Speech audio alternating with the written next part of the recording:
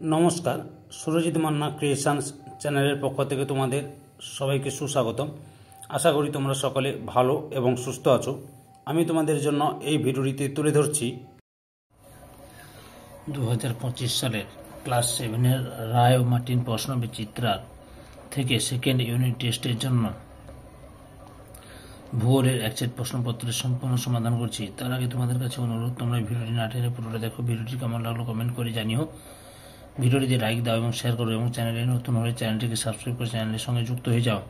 তোমরা আমার এই চ্যানেলের মাধ্যমে ক্লাস 7-এর রায় ও মার্টিন প্রশ্নবিচিত্রা থেকে সেকেন্ড ইউনিট টেস্টের জন্য ভূগোল, ইতিহাস, বাংলা এবং বিজ্ঞান, পরিবেশ বিজ্ঞান এই 4টি বিষয়ের সমাধান পাবে। এখন আমি ভূগোল বিষয়ে আলোচনা করছি। তোমরা পুরো ভিডিওটি লক্ষ্য করো। 305 নম্বর পেজের 5 নম্বর স্কুল বারওয়ান রাজ কলেজের স্কুল অ্যান্ড ময়না বিবেকানন্দ কন্যা বিদ্যাপীঠ, এই দুটি স্কুলের প্রশ্নপত্রের সেটটি আলোচনা করছি। অলরেডি আমি তোমাদের সামনে 1 থেকে 4 নম্বর স্কুলের সমাধান করে দিয়েছি। তোমরা ওই ভিডিওটি দেখতে চাইলে আমার চ্যানেলের প্লে লিস্টে গিয়ে দেখে নাও, নাহলে এই ভিডিও ডিসক্রিপশনে তার লিঙ্ক আছে, ওখানে ক্লিক করে দেখে নিতে পারো। আলোচনা শুরু করছি। 1 থেকে সঠিক উত্তরটি নির্বাচন করে লেখো। প্রথমে রয়েছে শিলাস্তরে ভাঁজ পড়ে যে পর্বত গঠিত হয় তার নাম। অপশান বিতে ভঙ্গিল পর্বত। 2 নম্বরে পম্পাস সমভূমি দেখা যায়। অপশান বিতে দক্ষিণ আমেরিকায়। 3 নম্বরে গ্র্যান্ড ক্যানিয়ন সৃষ্টি হয়েছে যে নদী, তা হল অপশান সিতে কলোরাডো নদী। 4 নম্বরে বদ্বীপ গঠিত হয়। অপশান সিতে নিম্ন গতিতে। 5 নম্বরে মাটিতে বাতাস থাকে। অপশান সিতে 25%। 6 নম্বরে ইস্পাত কারখানায় ব্যবহার করা হয়। অপশান বিতে চুনাপাথর। 7 নম্বরে গ্রস্ত উপত্যকার মধ্যে দিয়ে প্রবাহিত হ্রদটি হল অপশান এতে অ্যালবার্ট। 8 নম্বরে ড্রাকেন্সবার্গ পর্বত থেকে উৎপন্ন নদীটির নাম হল অপশান সিতে অরেঞ্জ নদী। 9 নম্বরে পৃথিবীর দীর্ঘতম নদী হল অপশান বিতে নীল নদ।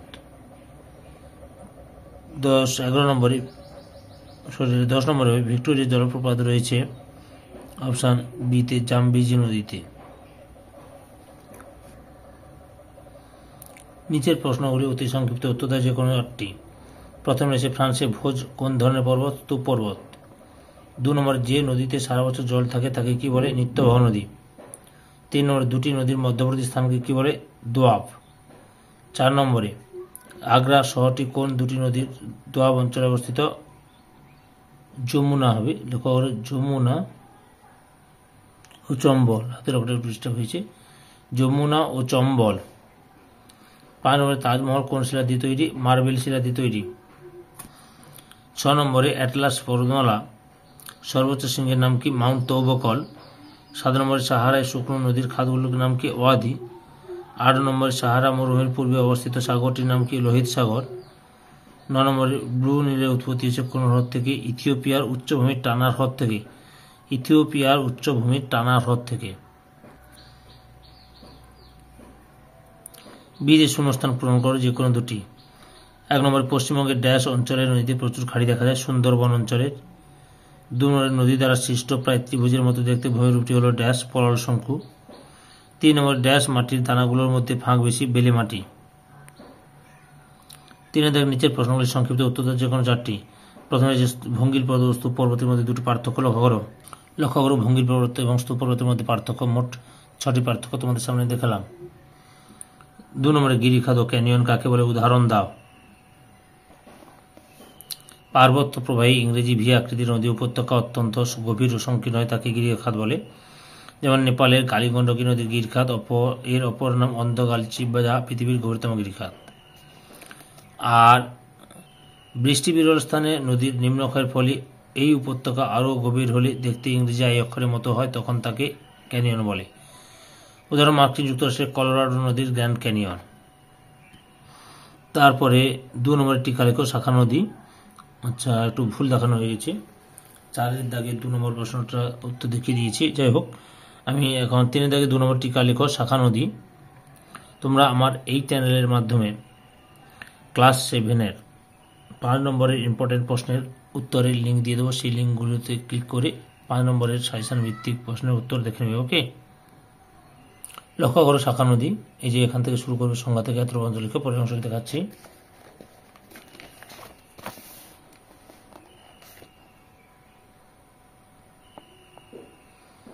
তারপর আবার প্রবাহিত হওয়ার সময় এখান থেকে শুরু করো, বাইরে থেকে প্রবাহিত হয়, এত পর্যন্ত লিখবে।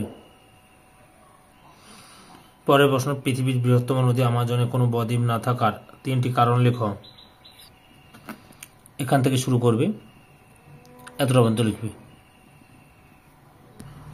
টিকা লেখো বদ্বীপ। এই যে বদ্বীপ এখান থেকে শুরু করবে, পরপর দেখে নাও। নতুন দ্বীপ পূর্বাশা, এত পর্যন্ত লিখবে। 5 নম্বরে, নীল নদীর নিম্ন অংশে বন্যা হয় কেন? এখান থেকে শুরু করবে, এতটা পর্যন্ত লিখবে। পরের প্রশ্ন, টিকা লেখো ভেল্ট। এই যে অবস্থান দেবে, এখান থেকে শুরু করো, এতটা পর্যন্ত, জন্মায় পর্যন্ত লিখবে। 4 দাগে নিচের প্রশ্নগুলি সংক্ষিপ্ত ব্যাখ্যামূলক উত্তর দাও, যে কোনো 4টি। প্রথমে রয়েছে আগ্নেয় পর্বত কাকে বলে, উদাহরণ দাও। লক্ষ্য করো, এখান থেকে শুরু করবে আগ্নেয় পর্বত, এই যে প্রভৃতি, এতটার মধ্যে লিখবে। 2 নম্বর প্রশ্ন, গিরিখাত ক্যানিয়ন কাকে বলে, উদাহরণ দাও। দেখিয়ে দিয়েছি। 3টি প্রাচীন সভ্যতার নাম লিখো যেগুলি কোনো না কোনো নদীর তীরে গড়ে উঠেছিল।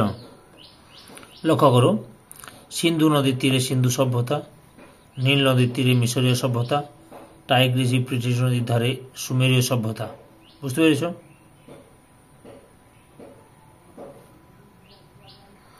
4 নম্বরে, মাটি সৃষ্টিতে ভূপ্রকৃতি ও জীবজগতের ভূমিকা লেখো।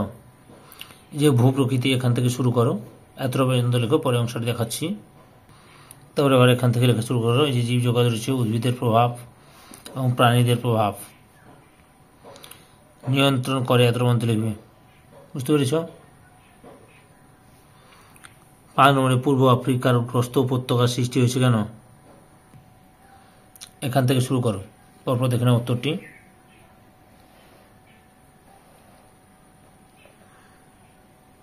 উপত্যকার সৃষ্টি হয়েছে, এতটার মধ্যে লিখবে। 6 নম্বরে, মিশরকে নীল নদীর দান বলা হয় কেন? এখান থেকে শুরু করো, পরপর দেখে নাও। উর্বর প্লাবন ভূমি সৃষ্টি, কৃষিকাজে সহায়ক, পরিবহনে সহায়ক, শিল্প স্থাপনে সহায়ক, জলবিদ্যুৎ উৎপাদন, পশুপালনের সহায়ক, জনবসতি স্থাপন, মরুভূমি বিস্তার রোধ, এতটার মধ্যে লিখবে। 5 দাগের নিচের প্রশ্নগুলি উত্তর দেয় যে কোনো 2টি। প্রথমেই রয়েছে লাভা সমভূমি ও লোহিত সমভূমি সম্পর্কে বর্ণনা করো। লাভা সমভূমির সংজ্ঞা, এখান থেকে শুরু করো। উৎপত্তি, বৈশিষ্ট্য, উদাহরণ দেবে। এরপরে লাভা সমভূমি লক্ষ্য করো, এই যে সংজ্ঞা, উৎপত্তি, বৈশিষ্ট্য, উদাহরণ, এত পর্যন্ত। নদীর নিম্ন প্রবাহে গঠিত ভূমিরূপগুলি আলোচনা করো। সাধারণত এখান থেকে শুরু করবে, প্লাবন ভূমি, স্বাভাবিক বাঁধ বা লেভি, বালুচর, বিনুনি নদী, সক্রেটিস হ্রদ, বদ্বীপ, পূর্বাশা, এতটার মধ্যে লিখবে। 3 নম্বরে, বহুমুখী নদী পরিকল্পনার উদ্দেশ্যগুলি লেখো। জলাশয়, জলবিদ্যুৎ উৎপাদন, বন্যা নিয়ন্ত্রণ, পরিবহন ব্যবস্থা, পর্যটন কেন্দ্র, মাছ চাষ, পানীয় জল সরবরাহ, ভূমিক্ষয় রোধ, এত দূর পর্যন্ত লিখবে। এই ভিডিওর লাস্ট প্রশ্ন, বিশ্ব উষ্ণায়ন সাহারা মরুভূমি ছাড়াও পৃথিবীর অন্য অঞ্চলে কি কি পরিবর্তন নিয়ে আসতে পারে তা লেখো। পৃথিবীর, এখান থেকে শুরু করবে, সম্ভাবনা দেখা দিয়েছে, এত পর্যন্ত লিখবে। সম্পূর্ণ ভিডিওটি দেখে আমার চ্যানেলে পাশে থাকার জন্য তোমাদের সবাইকে অসংখ্য অসংখ্য ধন্যবাদ।